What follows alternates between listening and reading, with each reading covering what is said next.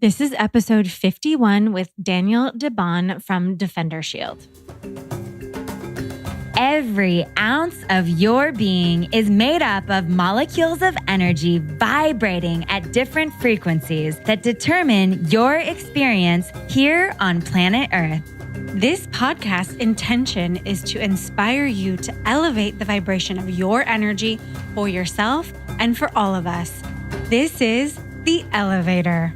Hop on in and ride into the ethers with Britt and Tara of Elevate the Globe. We can take actions and we can reduce the environmental exposures that are disrupting our bodies, the stress that is occurring in our bodies, simply by doing some practice stuff. So to answer your question, most of the stuff's got to operate to actually produce something. So all the things you plug into the wall, you're fine. However, things that you can do that we haven't talked about is when you have a laptop, don't use the Wi-Fi. Get an Ethernet connection.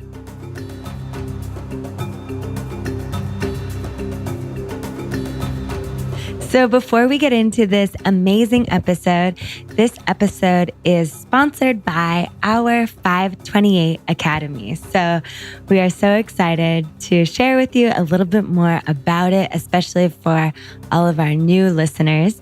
528 Academy is our spiritual membership community where we align with the astrology every season, and we really curate meditations and Kundalini yoga and recipes, a book club, and we do live new or full moon gatherings. We also talk about spiritual concepts, and this is really becoming a Kundalini yoga, meditation, and spiritual resource and a massive hub. So at this point, we have so many meditations, so many yoga classes, so many kriyas, and we're adding more and more content every single season, every single week.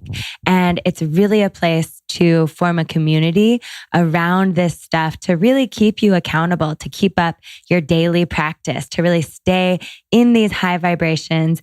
And it's helped us so much. It has helped so many of our community members.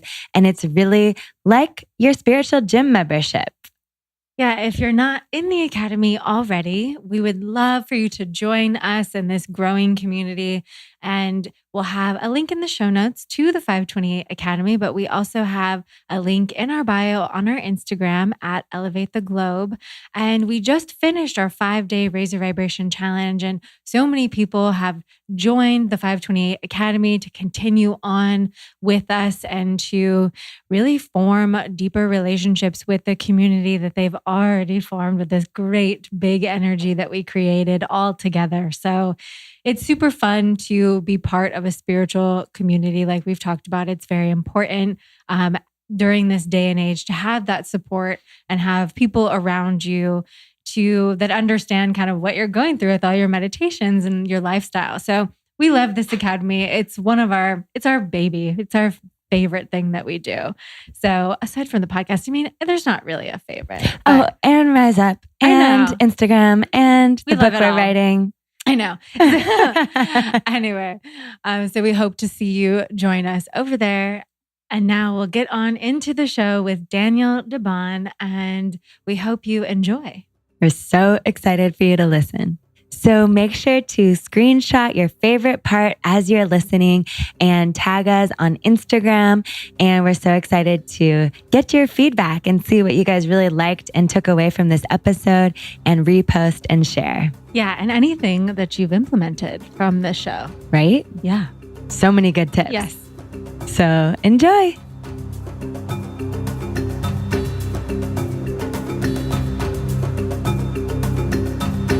So welcome back to The Elevator. We are here with Daniel DeBaun, who is the inventor of DefenderShield, the most effective EMF radiation protection technology for mobile devices that has ever been developed. And he's also a highly regarded author of the book Radiation Nation, The Fallout of Modern Technology. He's an industry consultant, a writer, a speaker, and a frequent guest on radio and TV programs discussing addressing EMF health issues. So we are so excited and honored to have you here today with us, Daniel. Welcome.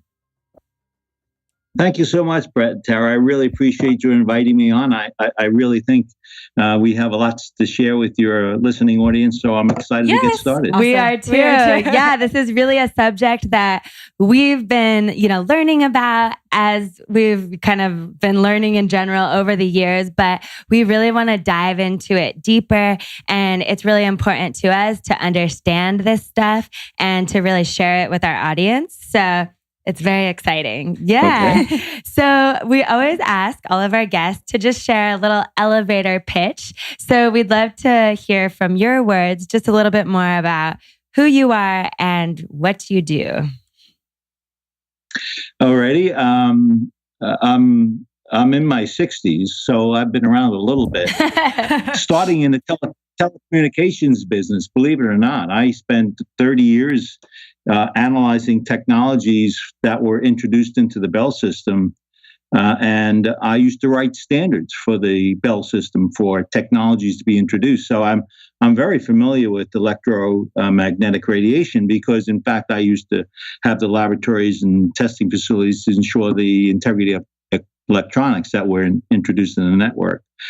I left that kind of space maybe 10 years ago or so, about 6-7 years ago. My sons were visiting me. They have their laptops on their lap, probably 3-4 hours during the vacation, which is irritating because you want to talk to them, and all they have their heads in the laptops. And my wife says, "I want grandchildren." And I thought about it a little bit, and I said, "Wait a minute. The strength of those signals can't be anything that's dangerous." And so I said, well, I'll look into it a little bit. So I did a little bit of research on the medical side, and lo and behold, there was a plethora of sort of information about the potential dangers of electromagnetic radiation, the devices around us that potentially can harm us. So I built them something to help them protect, because I couldn't find it in the marketplace.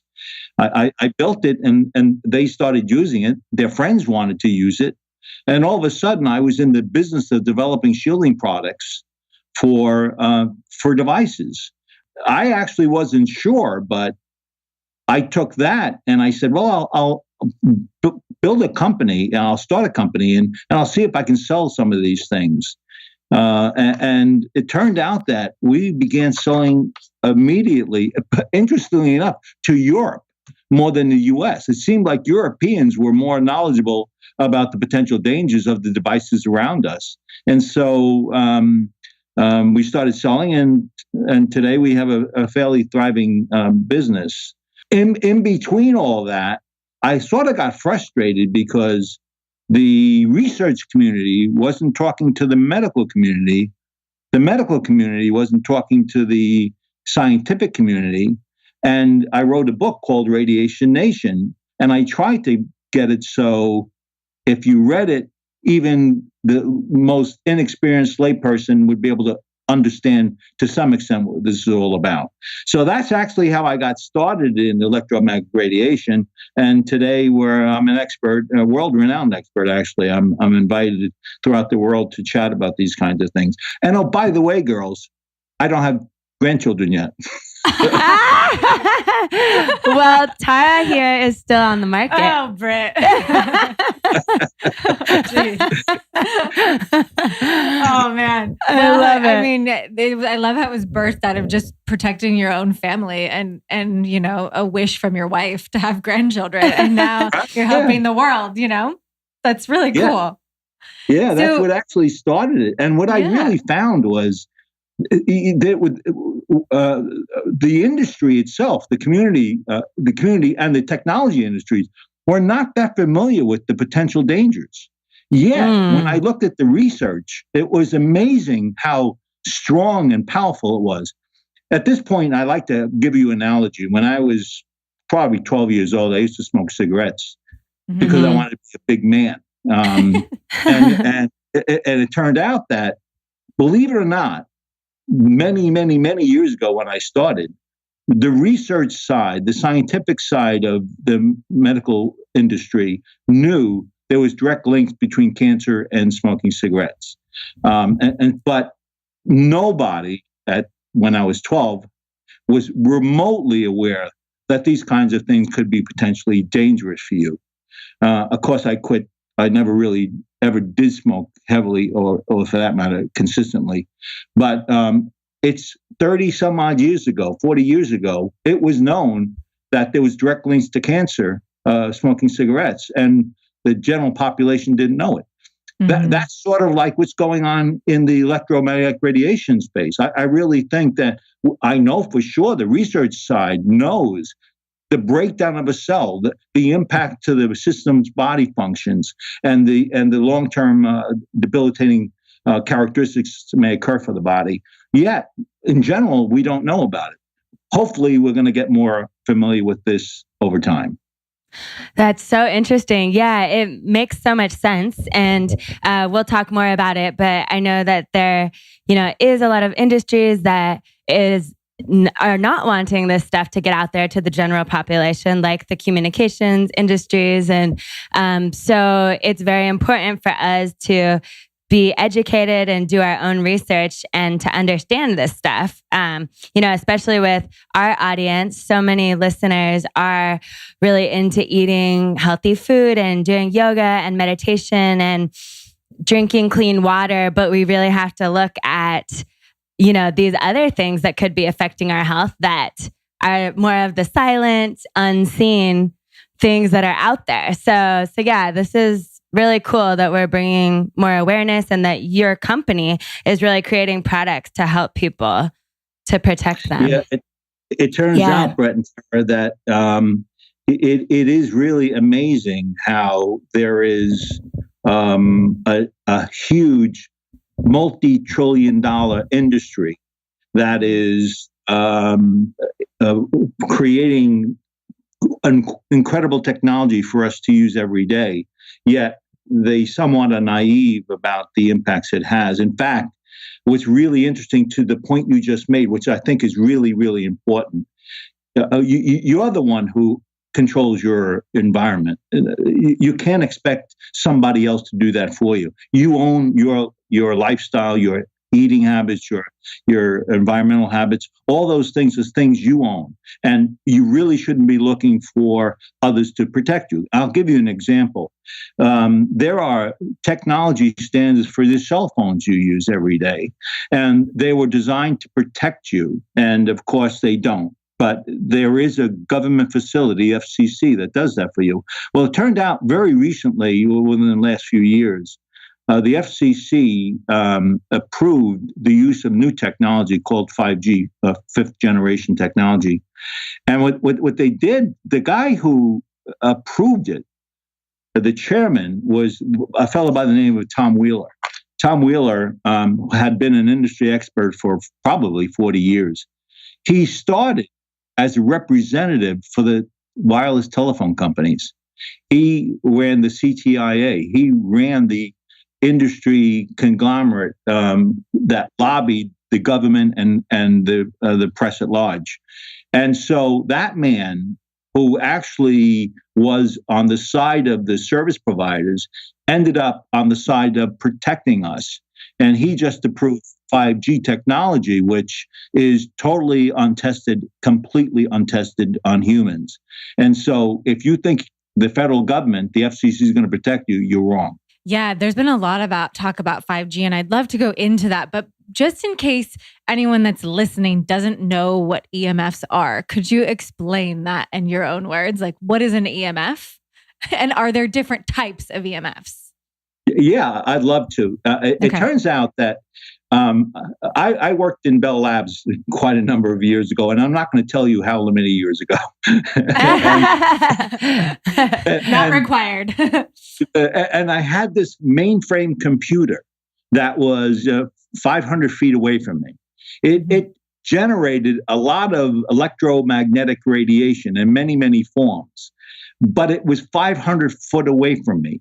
Fast forward to today, in my hand, I have a cell phone as powerful as the mainframe 500 feet away from me.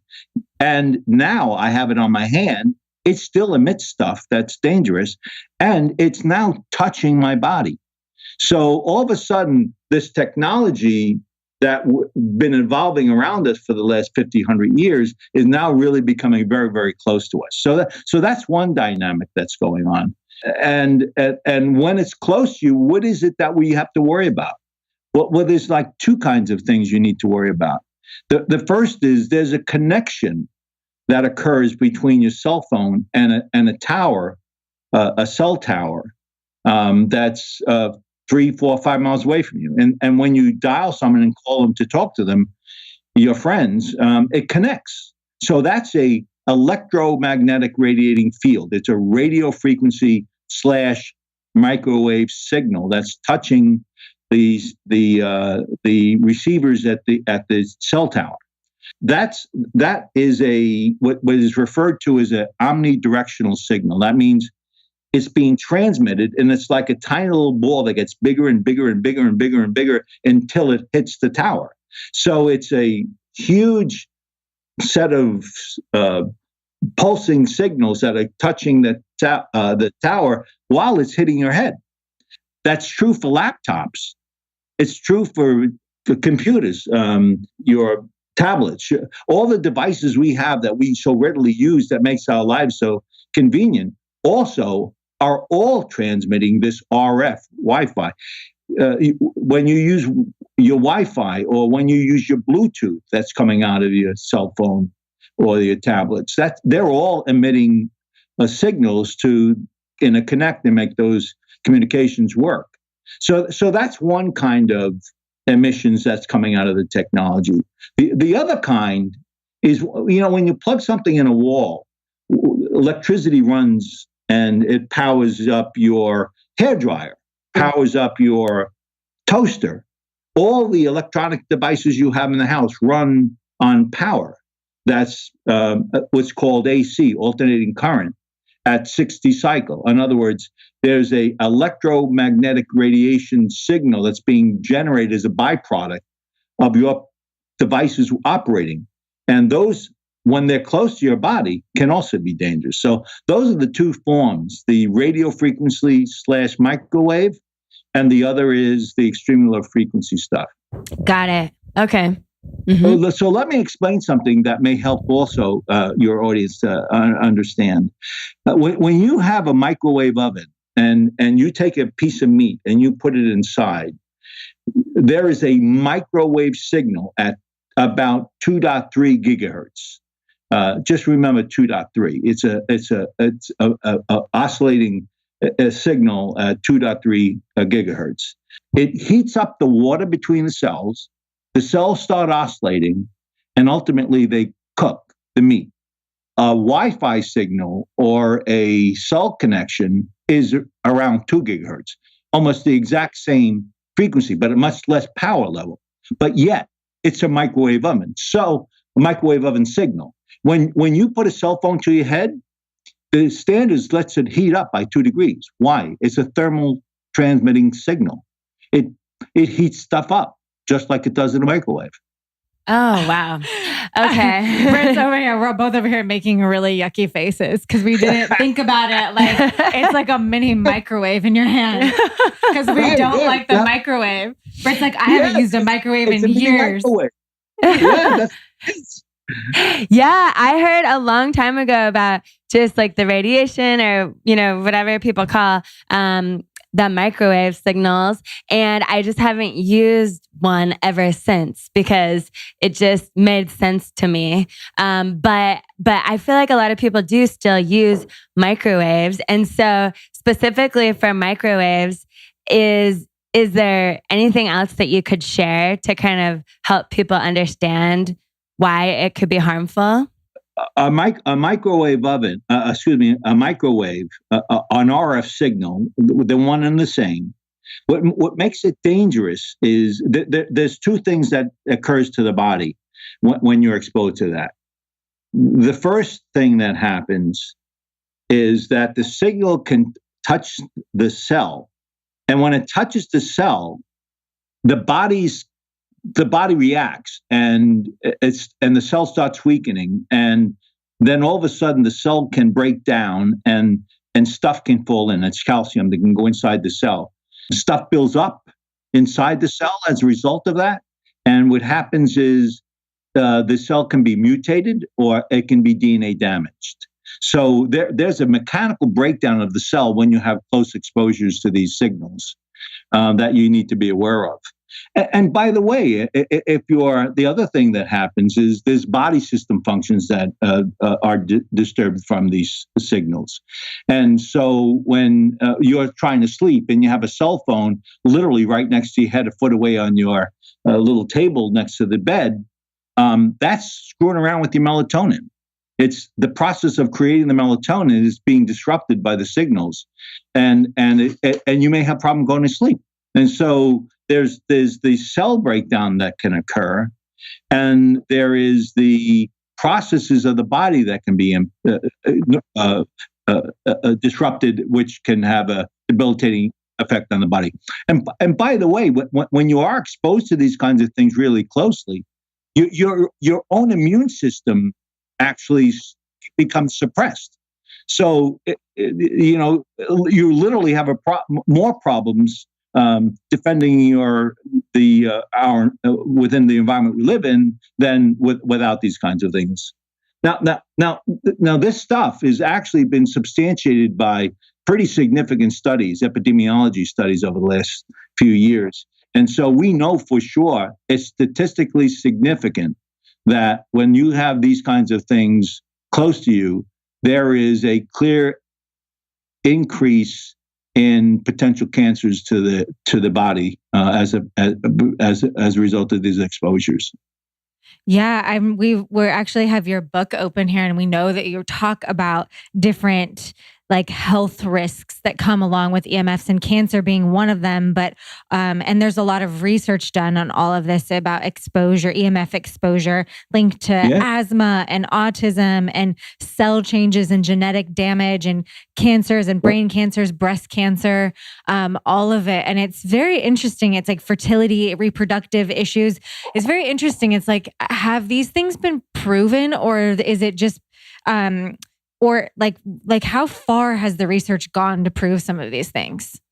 There are, in research, you have to be statistically significant. Yeah. And so when I referred to the epidemiology studies, what we found was that exposures from emissions can cause two forms of cancer. The first is frontal lobe cancer, brain cancer, and the other is heart cancers. And there was statistically significant bodies of evidence to suggest that identified that it will increase.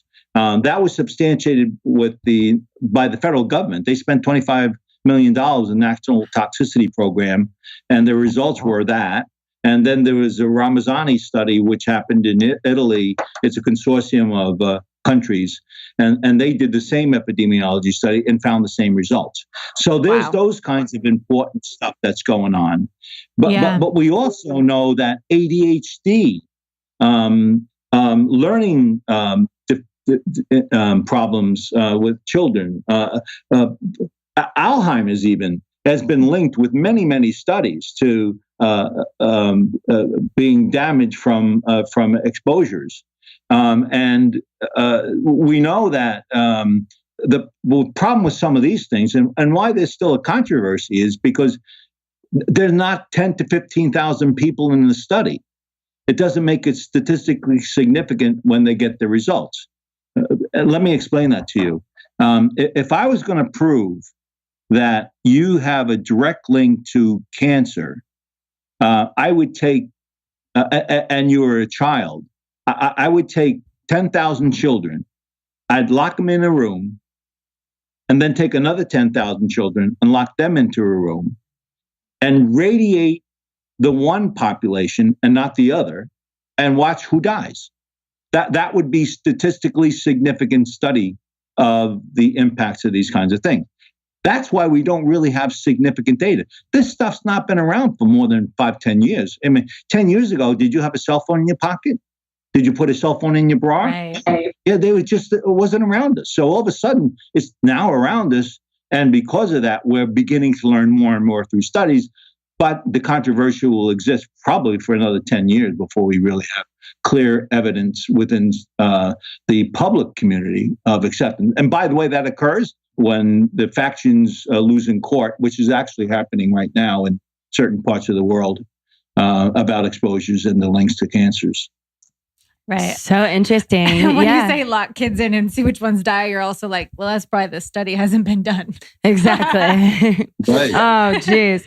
I know. Well, but it is interesting just looking at the research that they have done and the links that they have been able to prove. And then you kind of look at it on a macro level and just in our society, how much reproductive and fertility problems we have now that we didn't used to have. And same with cancers. Cancers were not at the rate that they are now. And so many other issues like insomnia, people just didn't deal with this in the way that they are now. Now everybody knows somebody that's got diagnosed with cancer or one of these things. And you can look at the numbers and see how it's progressed and how it's increased. And so you can just kind of look at all of these links and make your own conclusions, but it makes so much sense, that this is really making a big impact. Yeah, it's funny. Here's two sides of a coin. There was a study done on brain cancers, and it was over a 10-year period. And it said that there were no, on the average, increase in cancers. Then there was another view, and it said there's been in frontal lobe cancer 2% growth per year for the last 10 years. So the frontal lobe is the part of the brain that's actually impacted by the cell phone. When you put it to your head, it's hitting the frontal lobe. And so 2% per year over the last 10 years. As you point out, there's clear evidence of trending that's occurring. The problem with trending sometimes is that you can't substantiate the claim of the source. But there's more and more evidence that's showing that this is happening. So in the meantime, I think if you should think about protecting yourself, particularly 2% of women that have cell phone laptops in their lap for extended period of time can get tumor. Of that, a small percent becomes cancerous. Just like the male, who has 25% of the male sperm is immobile after 3 to 4 hours. Long-term impacts are now being felt, as you just said.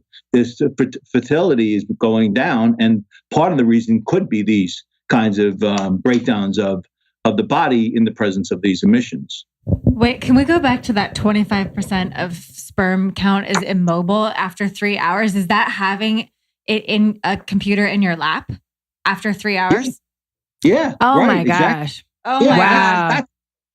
That's actually what triggered me to build something to protect my sons. Was when I realized we knew that in research, yet everyone was walking around putting their laptops for hours and hours and hours. And it was legitimately true. After 3 to 4 hours, on the average, 25% of the male sperm is immobile. That's wild. Of course, yeah, it's like crazy stuff. Yeah, that's wow. That is crazy stuff. That is nuts. And then as we're kind of like talking about the different devices, what about the wireless earbuds and headphones? Because that's a big one that everybody's using now. Oh, that's a great question. And I'll talk about it in terms of from worst to best. Okay. When you have a cell phone and you put it to your head, 1.6 watts per kilogram go into your head. If you're an adult male that's 6 foot, it can go in approximately an inch. And it can heat up that surface area by about 2 degrees. If you're a 6-year-old child, it can go right through your head. Oh. In other words, if you have children and you're letting them use their phone for a while at a time, there's not only a thermal impact, but there's the biological impact. As I said before, when we talk about cancers of the brain, frontal lobe cancers, that's a biological impact. So when you have a cell phone to your head and you're adult, 1 inch, a child 6, completely through their head. Wow. If you want to put a bit more protection in your in the use of the technology, you can actually get and plug in your earbuds, and you have little wires running up your head. And so, is that good? Well, it's better than putting a cell phone to your head, that's for sure. But believe it or not, there's electromagnetic radiation coming off those wires. It's a very, very low power level, but it's legitimately true that there is emissions coming through. In between that, you have Bluetooth stuff going on. People are putting Bluetooth in their ears. And so for the record, Bluetooth power levels are 0.3 watts per kilogram. So it's not a lot, but it is existing. Why do I tell you that? Because if you are concussed, if you you beat your head against the wall one day and you had a concussion, your blood-brain barrier breaks down a bit, 0.2 watts per kilogram can actually damage the cell of the brain. And so even though it's extremely, extremely low, research shows it can be damaging. So you have connected to your head, you have Bluetooth, you have the wire. Of course, the best thing to do is keep it away from you. Believe it or not, keeping it away from you just by a little bit, you're really protected. So here's a rule of thumb. If it's directly to your head, that's where there's the potential 100% danger to the head. If you have it 1 foot away, 80% of that potential danger is gone. By 4 foot, 98 or more percent is gone. In other words, keeping it away from you a little bit from all these devices around us, you get pretty safe pretty quick. Mm-hmm. Wow, that's amazing. So okay, keep it away from you. Yeah. And don't put it in your bras. Women have been, putting conveniently in the bras, and we know through research that some of the damage to the breasts is directly correlated to where they put the cell in their bra and where the transmitters were off the cell phone. So you don't want to do that. You definitely don't want to. And if you're a young woman, do not put it in your pocket, in your pants. Do you know, some researchers say that. I don't necessarily believe this. I don't think there's enough research to suggest it's true. But if you put your cell phone in your pocket, in your 12-year-old girl, and the cell of the egg has DNA damaged cells, she can transfer that DNA damaged cell, that mutated cell, to her subtending generations. And there's this. Makes sense. And so you really don't want this stuff in your pocket, in your pants pocket particularly, because it does have potential impacts to the womb of the child. Wow. Yeah, we just don't even know how far this is going at this point. So that's interesting. Wow. Well, here's a fact. A recent study out in San Francisco, by the way, out way in your neck of the woods. If you were you just got pregnant and you were in the first trimester, and you were exposed, you had cell phones and laptops in your lap, you would be, if it's a high exposure, you're 3 times more likely to have a miscarriage. So, oh my gosh. Particularly if you're having a child, keep these devices away from you. This research was just recently done a few years ago out of San Francisco. What they did was they gave all these women a meter to measure the elevated measurements of electromagnetic radiation within their environment. And that what they found was if it was a high level of radiation, they were 3 times more likely to have a miscarriage. Oh my gosh. Geez. Wow. I'm just starting to think businesses and, huge companies should be, people can't always be away from their laptops. So they need things that actually protect them. And all of these businesses should provide things for people to be protected. And just everyone in general should be really, really aware of what needs to be protected in your area. If your laptop's near you, you got to get something to put it on or a cover to there's got to be something where because I feel like the technology isn't going to go away. It's just we have to, like, it's unfortunate that, like, as the consumer, we have to be the ones who learn about this kind of the hard way. And it's not really, given to us by somebody who sells us a computer, but it's also, it is what it is. And I think we just have to learn how to protect ourselves through all of it. Right. It's like wild. Oh, yeah. No question about it. And remember that cardinal rule. The distance is your friend. The distance is your friend. Cool. Yeah. And there's a corollary. And there's a corollary to that. I like to talk about the transmitters in a room as bees. One bee won't kill you. 1,000 will. So a very simple rule: turn off every bee in the room if you don't need it. When you have a cell phone in your hand and it's transmitting, it can have Bluetooth, Wi-Fi, and the cell connection. 3 different bees being transmitted out of that cell phone. Do you need the Bluetooth? Do you need the Wi-Fi? Probably not. You probably only want the cell connection. And so turn the other devices off because you're not using them, and put the cell phone farther away from you, and you're perfectly fine. You've taken 3 bees in a room and you made it to 1, and you've moved it away so you're more safe. This is particularly true at night, right? At night, you want your router, for example, on a timer, where you can take that and your router turns off automatically, and in the morning it turns on. And so you're reducing the emissions within your own environment just by using simple rules. If you have a Roku or a television device that works on Wi-Fi, they also work with Ethernet. Get a wire, plug it in the back of the device, TV device, and run it to your router, and eliminate the transmitting Roku or whatever the device that's controlling your television. Simple little things can actually protect you a bunch. One of the things you were saying before, we've talked about electromagnetic radiation and the forms we've described during this chat we're having. One thing I have not talked about, but is probably very important, and I'll tell it through a story. I work with neurologists, ophthalmologists, biochemists. I work with a bunch of the medical community trying to get a better understanding of the impacts to the body. They had a person in their office that had dry eye all the time, and her eyes were always bloodshot. And it also turns out she was always working on the computer at the office.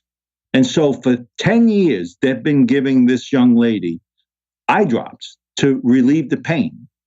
And I said, you realize that the screen itself, a colored screen on any of the devices we talk about, they generate color towards the light.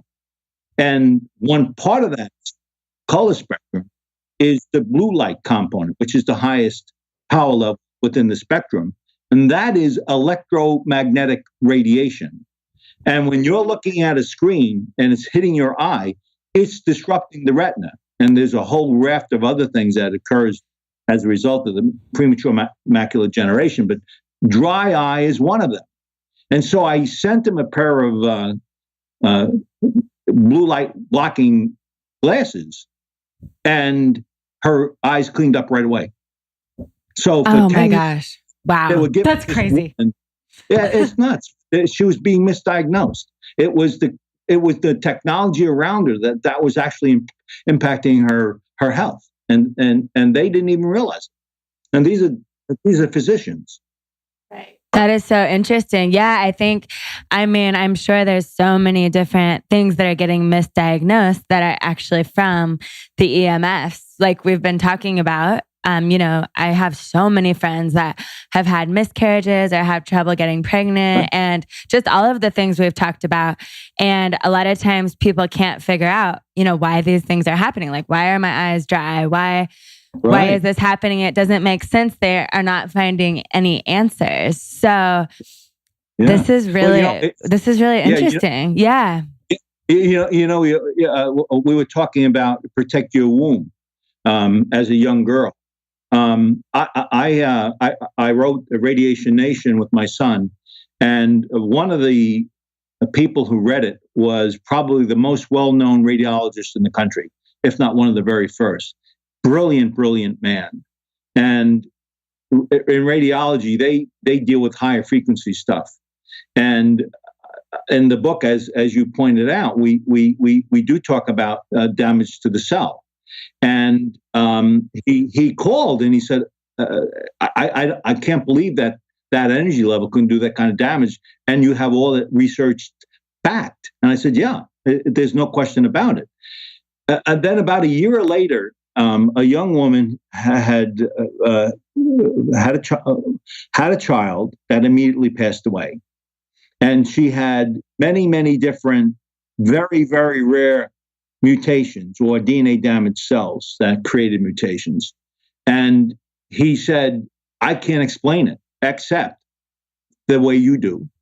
And so he began seeing, like you were just saying, that there's more and more evidence that we're seeing the impact of these technologies and we don't even realize it. Oh my goodness. Wow. This is kind of, I feel like this is going to be very eye-opening for a lot of people. And to me, it's kind of like there's no fear about it. It's like, just how do we like, what's the best ways to kind of just mitigate all of this, right? And I think it's also kind of like, are there any other things in the house specifically that people should be watching out for? Like, I know we were talking about putting your Wi-Fi on a timer, putting your cell phone away from you, but also is it like, should we be unplugging the toasters and like all of the other appliances in the house that we should, is that a big thing too? Yeah, there are things you can do. But I really like what you just said. We're not to run and flee. On the other hand, when we're not victims either, we can take actions and we can reduce the environmental exposures that are disrupting our bodies, the stress that is occurring in our bodies, simply by doing simple practice stuff. So to answer your question, most of the stuff's got to operate to actually produce something. So all things you plug into the wall, you're fine. However, things that you can do that we haven't talked about is when you have a laptop, don't use the Wi-Fi. Get an Ethernet connection. I have my laptop, my portable laptop on Ethernet. I do not have. I'm not looking at the screen. I'm looking at a very large screen that has very, very low emissions, and it's over a foot away from me. If you're going to use a laptop, don't put it in your lap. Just put it on your desk. Just keep it away from you a little bit. There are really simple rules. Turn it off if you don't need it. If you're going to use it, keep it farther away from you, and you're probably going to be okay. If you have smart meters, that's a big deal these days. The power supply companies have been authorized to go in, take your conventional analog meters out and put these digital meters where they can transmit a cell phone transmission to a remote device so they don't have to go read your meter. And people are panicking about that, right? And it's serious, but it's another bee in the room. If that bee is on the garage door and you have 2 cars between you and your bedroom, don't worry about it. It's perfectly fine. The distances keeps you safe. If it's on the wall right outside your bedroom, move your bedroom because that's potentially dangerous. Okay. That makes sense. And then you mentioned about the study with the pregnant women that they had a device to measure their levels. Do you recommend people measuring their levels? Do you guys have a device that does that? Or how do you feel about that? That's a very good question. When you get a meter and you see a meter start bouncing up and down, you're going to start panicking. Oh my goodness, look at that bouncing up and down. And honestly, no meter you have that you buy for your home is accurate to tell you really anything definitively. So my coaching is always, you don't go to that extreme. You just make sure you spend the time thinking about where the sources are within your own environment, minimize them, and you've taken care of everything you can. Having a meter saying you have a problem doesn't really help you solve the problem. It just simply substantiates what you may already know if you've done your management around your house. Got it. Okay. That makes a lot of sense. And then as far as the products to help us, you guys have so many incredible ones. We actually ordered some that are on the way that we're about to try. I got the blue blocking glasses, and then Tara got the Defender Pad Laptop Shield.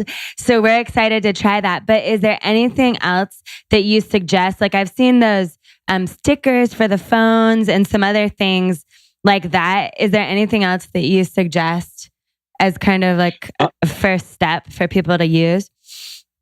Let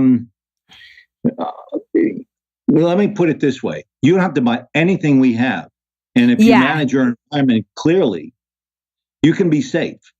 Okay. So I always try to preface by saying, if you manage your environment, you can minimize those exposures. And that's what I always suggest first. But I tell you something, I never used a cell phone. I wouldn't put it next to my body. But when I tell you what happened. I was designing a protection for a cell phone. Mm-hmm. And there was a story that was in the paper about a 6-year-old girl that the parents bought a cell phone for. She kept on asking, please give me the cell phone. They got her phone. 1 year later, she died of frontal lobe cancer. And I was really, really disturbed because I knew that if she took simple precaution, that wouldn't have happened. And they believe that was the reason and cause. We'll never know. Wow. But it's precautionary, right? It's telling you sort of be careful with this stuff. And I use my cell phone all the time now because the omnidirectional signal is being blocked in the direction of my body. And, I'm safe. Yeah. It's just like, make sure that you're taking the precautions and you're safe and you're good. Yeah. Okay. Exactly. Right. Don't put your cell phone next to your baby in the crib. Don't put it in the stroller. To keep it away, and it's fine. It's simple little actions you can take to bring protection to your family and to yourself. I love it. So helpful. Yeah. Amazing. Yeah, because I think people can sometimes get a little bit overwhelmed. Like, I've spent so many hours, researching all this stuff and looking on Amazon for all of these stickers and all of these things and knowing, what to do and what not to do. So this is just so helpful.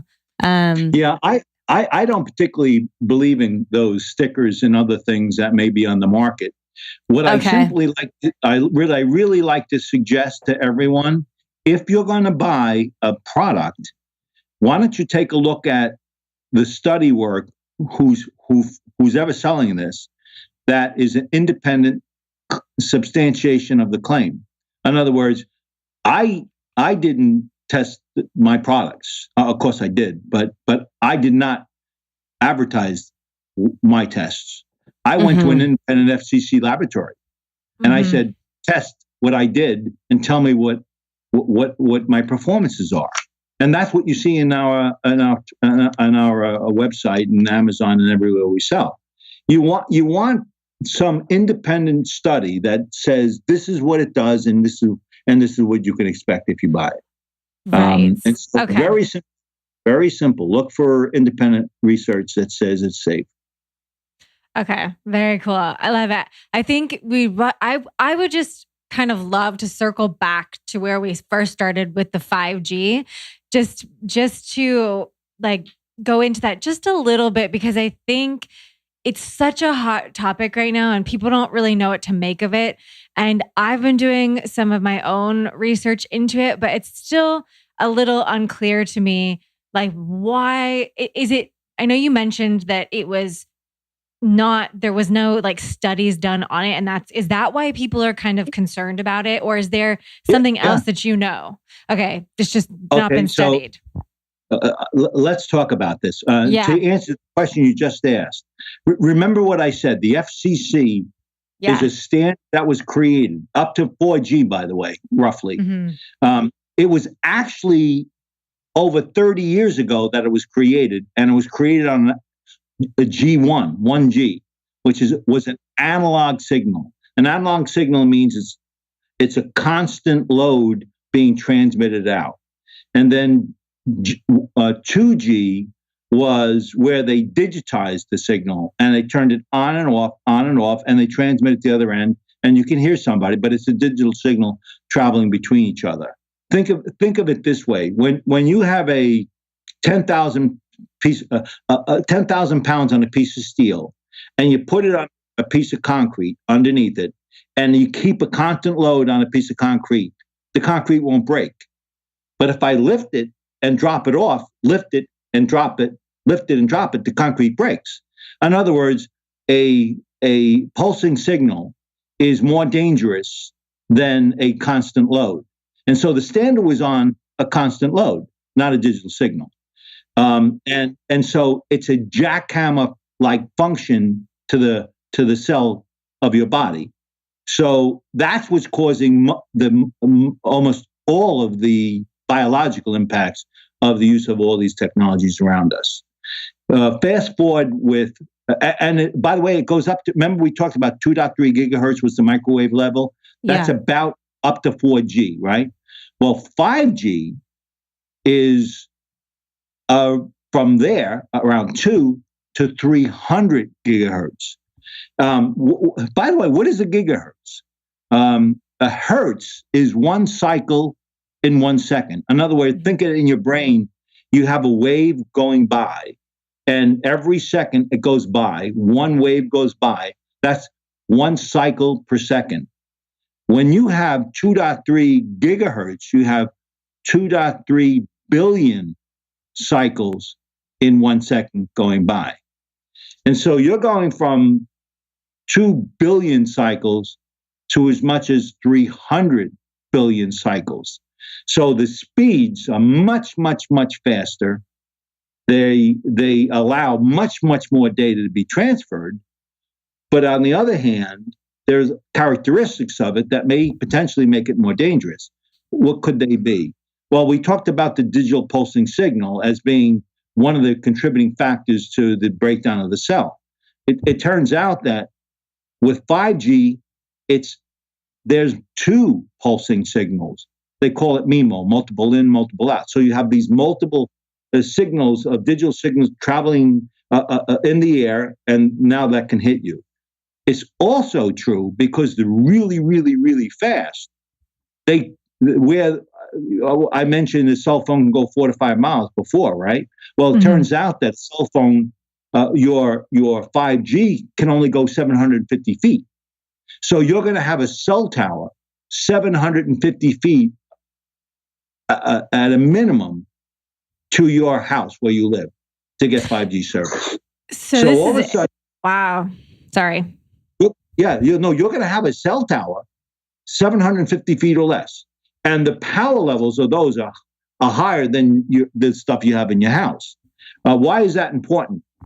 If you live next to a cell tower, within 1,000 feet of a cell tower, you're 3 times more likely to have cancer in general.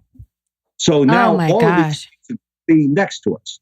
It's also true, as you just pointed out, there is no study work whatsoever on anything between 2 and 300 gigahertz.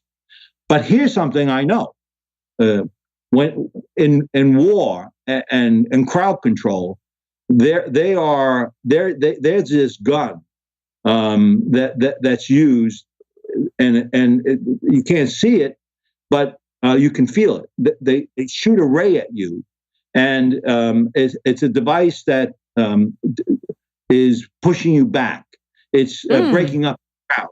All right, that's 90 gigahertz. 90 gigahertz. I just choked a little. Oh,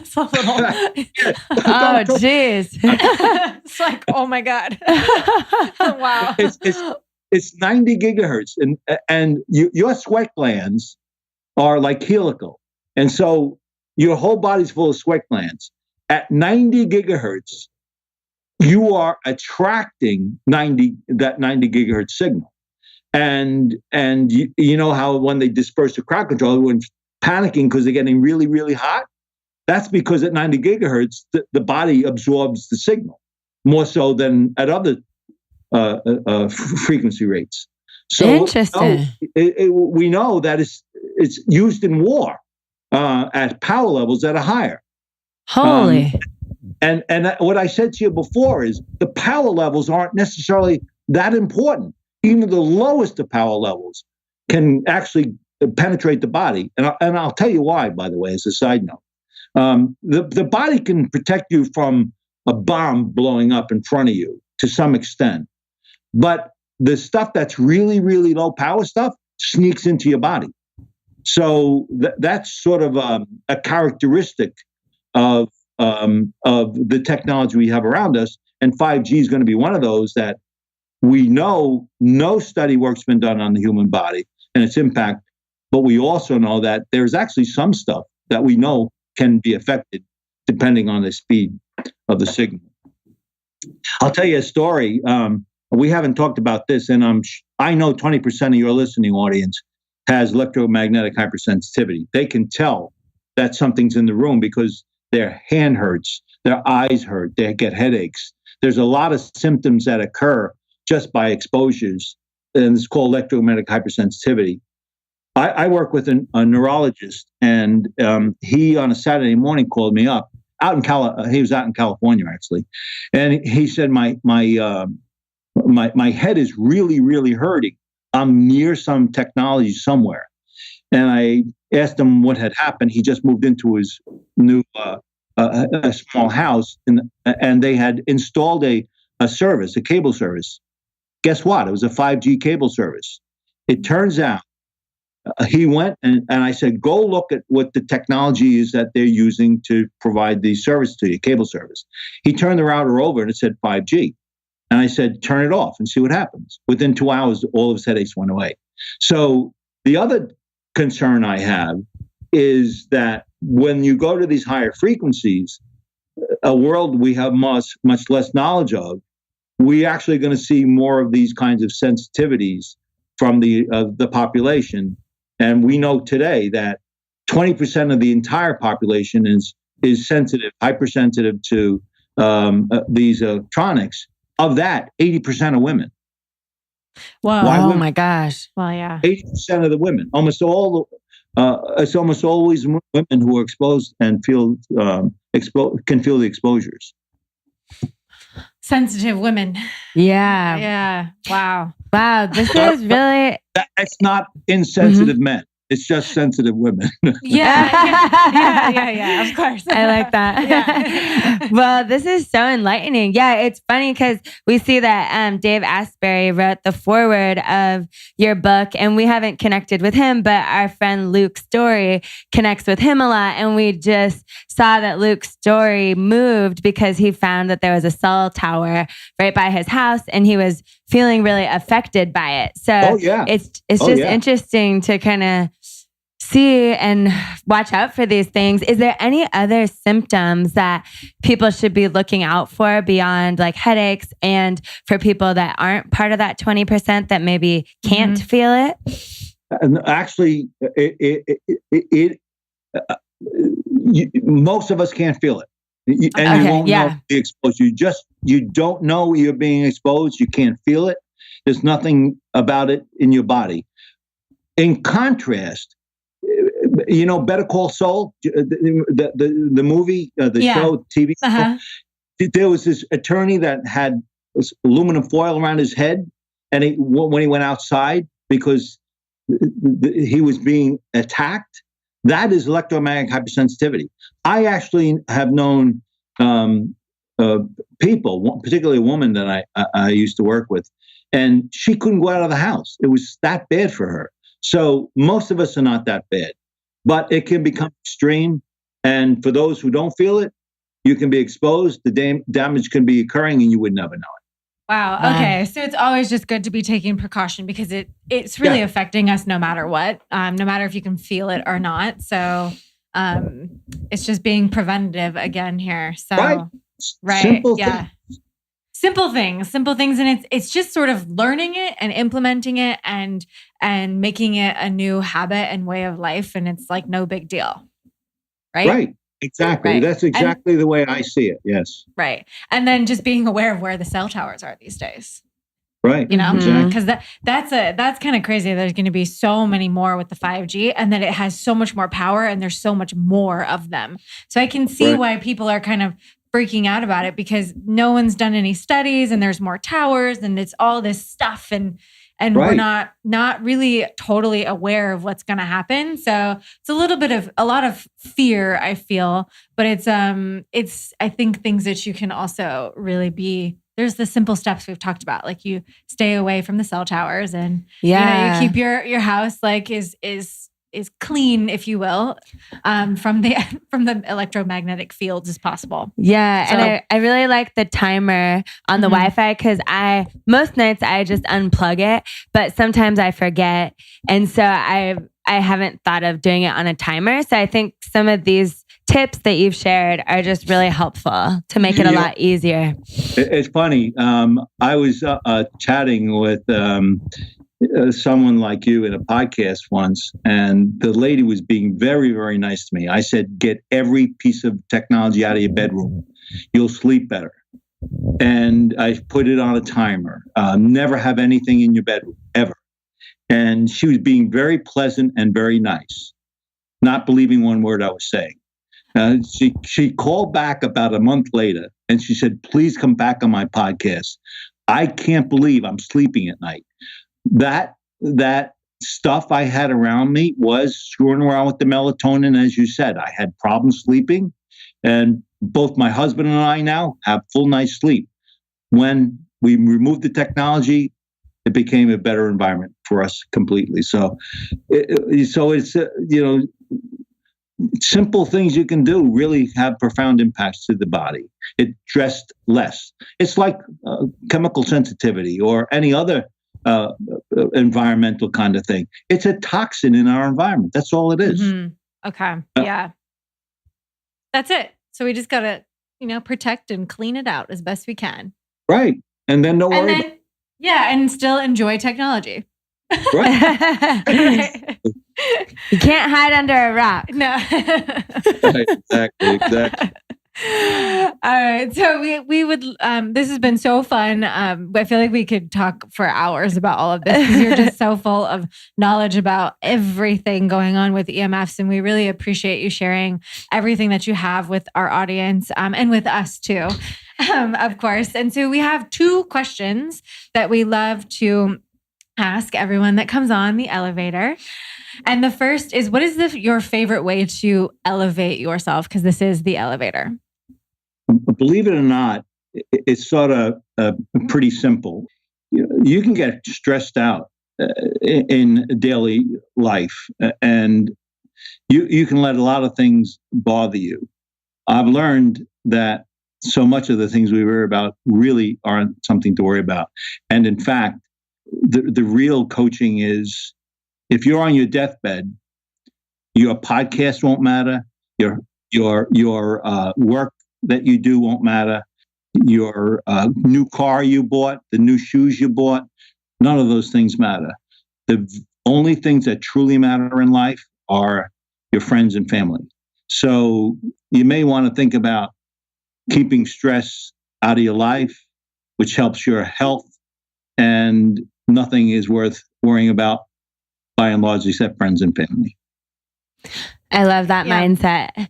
So powerful. And then you almost kind of already answered it, but our last question is, if you had one message to share with the world, what would that be? So if you have anything to add, but I loved that message. Well, yeah, you're the architect of your own destiny. If you want to change your work habits, if you want to change your personal characteristics, you control it. You control your environment. So bottom line is, you control, as the architect, where you go.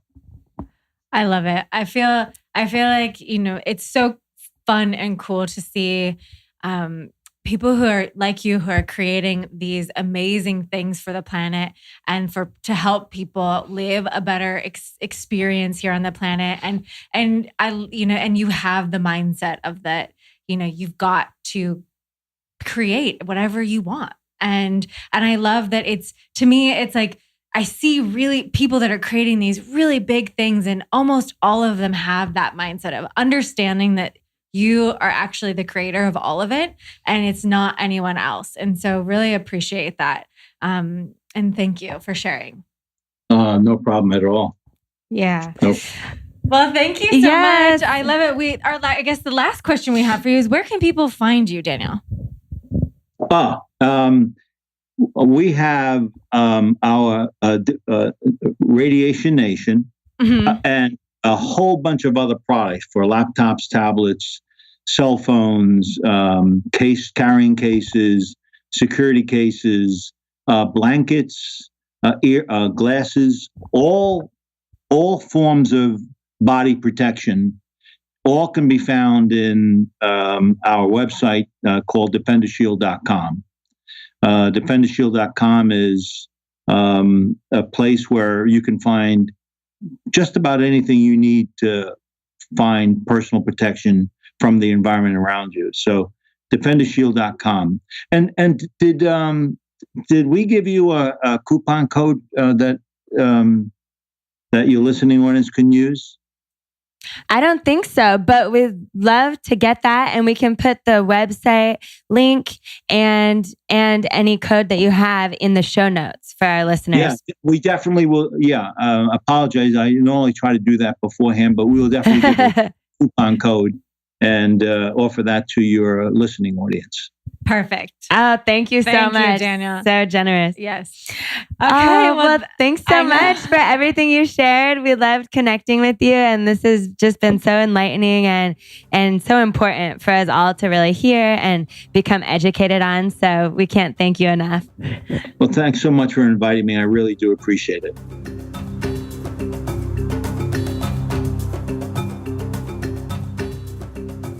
That was awesome. Epic.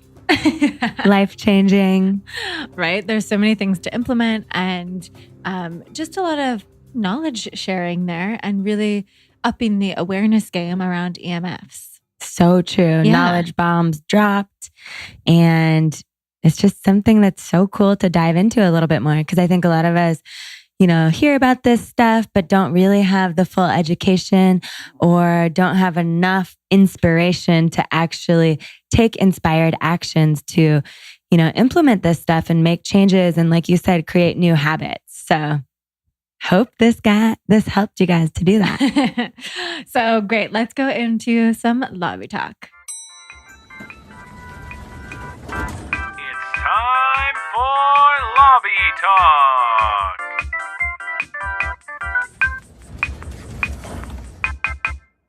So there's a lot coming up on our end, but in our own personal lives, there's been some interesting things going on, just sort of mindset things, I would say. And I personally have been really working on living in the 5D. So the fifth dimension, the dimension where everything lives, all the possibilities, all the opportunities, everything is available. And so I've been really kind of in this space of letting myself be limitless and letting unlimited thoughts and things come into my mind, that everything is possible, and really creating and manifesting my existence here on the planet, and using my words to do that, and always creating whatever I want in terms of and actually saying it and stating it from the past, like it had already happened. Like, this podcast was the best podcast we've ever done. And, it had the biggest impact, and all of whatever I want, like, I talk about it out loud as it's already happened. And then I can feel it really deeply. And I do it for unlimited big things that feel almost too big for me. And I just been practicing it, and I'm really training my mind to live in this space. And I'm finding that I'm actually catching myself when I'm not speaking something that I want, or I'm not speaking about something from the past. I reframe it. So whatever I want already happened, even if it hasn't happened yet. So then it happens. Absolutely. Does that make sense? Because it works. Well, it's the law of attraction. Yeah. So it's very powerful. And yeah, it's so fun to play with these things. We actually talked a lot about the 5D and kind of breaking out of the matrix in our spiritual concept live that we did in 528 Academy. And it was cool because we pulled from a Yogi Bhajan lecture that was talking all about complexes. And he was talking about, the way to get out of these limitations that the 3D or kind of like limited society or energy that we may be living in, and a lot of the population is living in, is really coming from complexes that we have about ourselves. So, if you're relating to yourself as anything physical, whether it be from the color of your hair to the color of your skin, or anything that you're really relating to yourself on that's separating yourself from others, that's separating yourself from being this energetic, spiritual being that can co-create and is co-creating at every moment your next reality, then, that is limiting yourself. So any way that we can create and do this in a more powerful way, in a more limitless way, and any ways that we can connect to our spiritual, energetic existence more and less to the limitations of the physical and any societal ideas that we have, the more our life will flourish, the more expansive our life will be. So it's cool. And to practice this stuff on the day-to-day really makes a big impact. And I feel like for us, going to the Abraham Hicks was a really cool reminder and just a lot of cool inspiration around the law of attraction and just really bringing it into your speech in a bigger way, into your lives in a bigger way. And so we love it. We love it. We can't get enough. It's really fun. Yeah. It's really fun. Really fun to play around with and like watch it actually happen in bigger ways. Yeah. And if it's new to you, if you're new to law of attraction, then just start playing with it. Like the more that you do it with little things, the more you'll believe it, and the bigger things you'll be able to do it with, and the better you'll get at it, the more you'll catch yourself. And so yeah, it's just a domino effect. But when you really start to understand that there's no point in thinking about anything that you don't want unless you're going in to do some healing work to release it, then you never will. Yeah, you'll always be thinking about what you want and realizing that that is the only way to live. Yeah, it is. The best and everything way. else, all of this stuff, all the limitations and stuff start to fall away when you start to train yourself to only focus on what you want and speak about what you want. Speak about what you want and take action on what you want before you think you're ready for it. That's the thing. It's like you're creating the future now. So what would you be doing now if that future was already in existence, or if it was right here and about to happen? And that's how it happens. Yeah. And I've seen it in my life in the biggest ways and the smallest ways, and it's freaking cool. But you just do it. Just start to take action, even if it's the babiest of steps. Like, what would you do if you were in the process of buying that home? What would you be doing right now? Who would you be calling? What type of things would you be thinking about? What would you be planning? Whatever it is that you want, get into the energy of that now. And speak about it like it's happening. Yes. So, if you want a bigger house or something, you speak about like, it was so cool. This house that was, 5,000 square feet and the most perfect view, and every little thing that you're listing out that you wanted came to me so easily, and it closed escrow so fast, and we were able to pay cash. And, however you want the thing to go, you say it out loud, and then it happens because you're creating it. Right. So, and then you start acting like, oh, I have a 5,000 square foot house. And what do I act like? And how do I speak when I have that already? And then you take the action. Like, I literally got a realtor to find our house way before, literally, I knew anything else about it. Mm-hmm. And I didn't tell the realtor that. I told the realtor I was looking to buy a house. And I went out and we looked at all these houses. Mm-hmm. And it came a year or a year and a half later. There doesn't have to be any time limit on anything. Nothing has to take a certain amount of time. But for the bigger things, you need more energy. Yes. So the more that you can take the baby steps and get in the energy now and early and before, the better and the faster it will come. Exactly. Because now you're learning to organize all the resources and the energy that you need for the bigger thing. You guys, we can talk about this for a long time, but it's so cool. It's fun. It's fun. And I think we'll probably do a whole podcast on the law of attraction. Yes. And really kind of dive into all of it because there's a deeper way to talk about it. And sometimes I think, there's a lot of talk about law of attraction, but I know that it takes multiple sources and different ways of explaining it to finally have it click for a lot of people. So we'd love to explain it from our point of view to be one of those sources that helps it click into your brain. So true. So if you want us to do a whole podcast on this, let us know. Yeah. Reach out to us, tag us on Instagram, let us know. But, it's really important for us to become more powerful and to really be intentional and more conscious with what we're creating every day. And it's important for us, for all of you guys and more people on the planet, especially our community,